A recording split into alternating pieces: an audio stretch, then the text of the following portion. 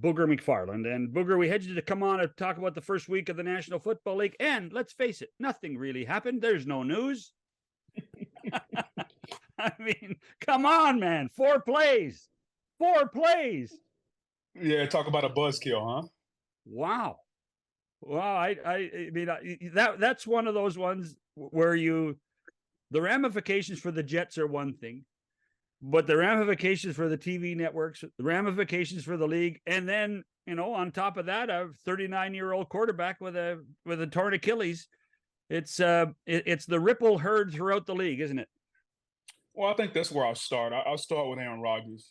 No offense to the TV networks and the scheduling and the media and all that stuff, but I mean, Aaron Rodgers, for the first time in a long time, seemed real happy. Like he seemed to genuinely be enjoying himself, unlike the last couple of years in Green Bay. And it's something about when you have a great player that's joyful, that's charismatic, that's having fun. I think we were going to get the best Aaron Rodgers, and for that to be taken away after 4 plays, to me, that's where I start at. The TV networks, they'll figure it out. Like football is the most popular sport in America. And so I'm sure it may, the Jets may be a little less watched, but they're still going to draw a huge number just because everybody's going to be wanting to see just what Zach Wilson is going to do. They know that defense is really good. But my heart goes out to Aaron just because I know what it's like to have season-ending injuries, especially when there's so much promise. And hopefully he can bless us with one more year and we can kind of see what it will be like. If nothing else, for the Jets fans that often say we're cursed, I want for them to have 1 year where they have everybody healthy and everything they want, so they can say, you know what, we really, really had a shot. Yeah, I mean, listen, I think this as somebody who played for a long time. It's hard to come back when you're 39, let's say, versus 25. It's a different animal. One thing I wanted to ask you, and again, you've been in the locker room, so you'd have a real sense, is the Jets, they were phenomenal after Aaron left. I mean, the defense won that game, but a lot of times you see a team sort of overcome an injury within the game. Momentum plays, everybody sort of rises. Obviously, the Bills didn't play well at all. But what do you think, Booger, now is like realistic? Like, if you're the Jets, do you roll with Zach for the year, or do you owe it to your team, which has a really great defense, to maybe try to find a veteran quarterback that over 15, 16 games probably has a better chance to win than Zach Wilson? Well, I think right now Zach gives him the best chance. He's been there. He's learned the offense with Nathaniel Hackett.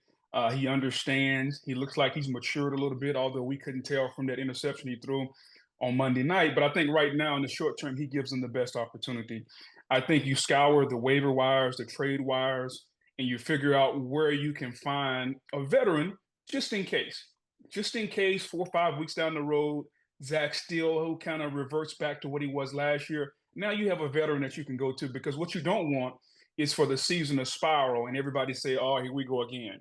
If it starts to go that way, you want to be able to pull Zach and put a guy in there like a Jacoby Brissett, like a Mike White, say, for instance, a guy that they had a couple years ago. So they got to figure that out. But in the short term, Richard, I think Zach gives them the best opportunity. And I'm reminded of a line that Mike Tomlin said years ago. He said, guys come into this league, and most coaches want guys to be a finished product. Well, if they were a finished product, then why the hell are we here as far as coaches? My job is to coach them up. And so that's what Nathaniel Hackett's job is. Aaron told us he's one of the best coaches in football. Well, coach him up. Coach him up. Like, the guy's got talent, so coach him up to play better. And I think we're going to see really what kind of offensive coaches the Jets have right now, because the talent is there, but can you coach him up to play better? And that's what I want to see. Everybody's focused on Zach and saying, well, man, he can't do this, he can't do that. Well, at a certain point, we couldn't do what we are doing now either.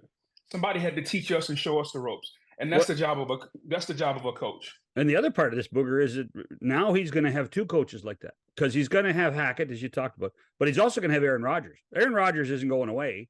And I think we saw a pretty good insight into the relationship that Wilson and Rodgers had during Hard Knocks. So that's a voice that's probably going to help Wilson through this too a little bit, isn't it?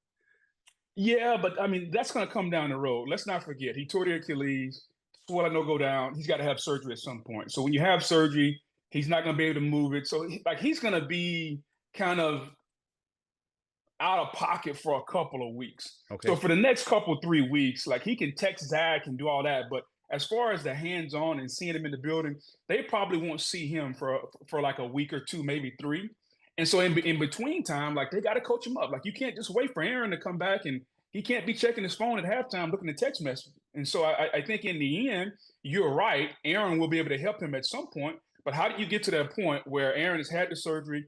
Now Aaron can get on his scooter and he can come around the facility or whatever. We're talking that's 2 weeks, 2-3 weeks down the road. So they got to get him ready in between then.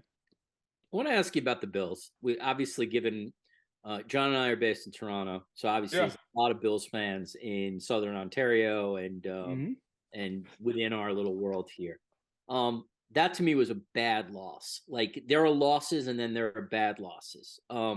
And the reality is, like, if Aaron Rodgers goes down 4 plays in, you should win that game if you're the Buffalo, unquestionably.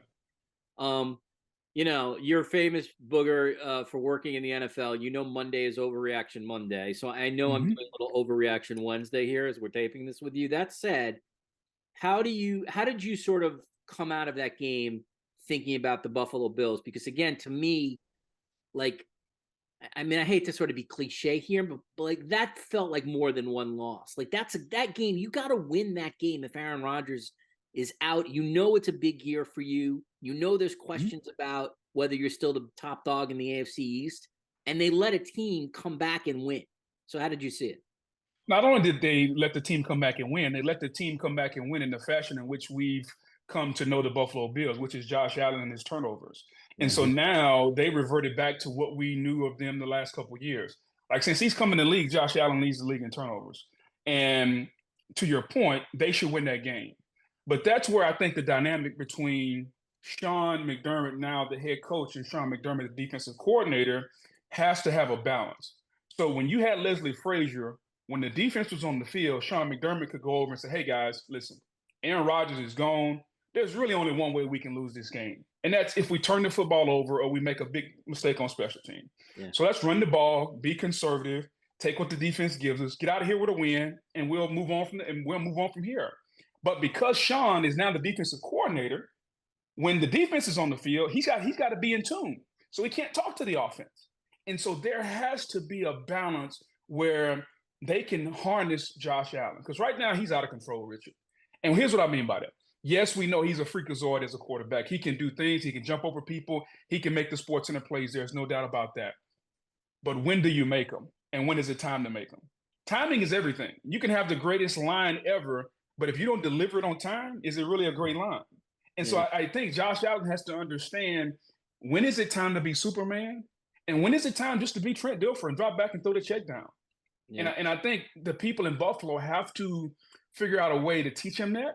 If not, we've already seen through 1 week the same Josh Allen. And they got 16 weeks to get that out of him because if this team goes through this kind of spell like last year, this year, and next year, and like they don't win a championship, it will be a colossal failure because they're one of the most talented rosters in the NFL, especially after what happened in Kansas City when they got the lead with 13 seconds and the coaching staff kind of blew that one.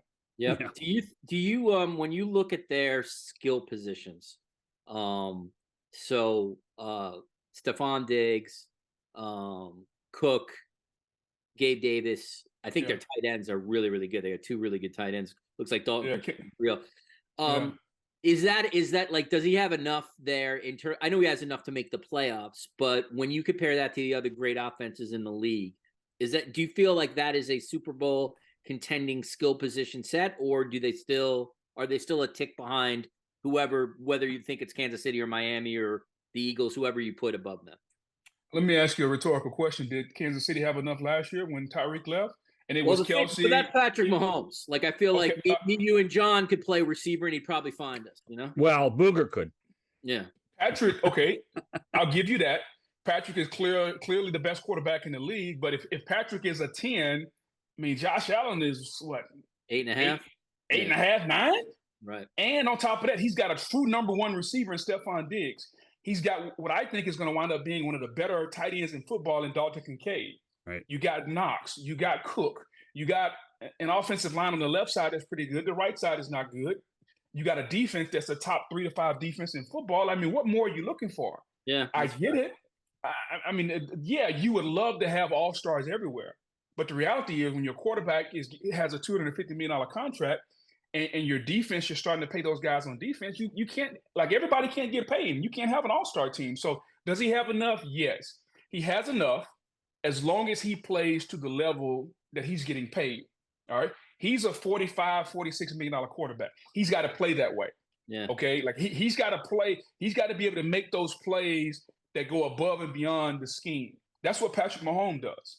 He makes the plays where you're like, man, how the hell did he do that? The problem is Josh can make those plays. He just doesn't know when to make them. He tries to make them every play. Yeah. And so I think to answer your question directly, yes, he has enough. He's just got to understand, hey, how do I drive this Mercedes? Like, can I drive it through the suburbs at 100 miles an hour? Or do I need to wait till I get on the interstate where I can open it up? Sometimes he tries to go through the suburbs at 90 turning corners when it's not necessary.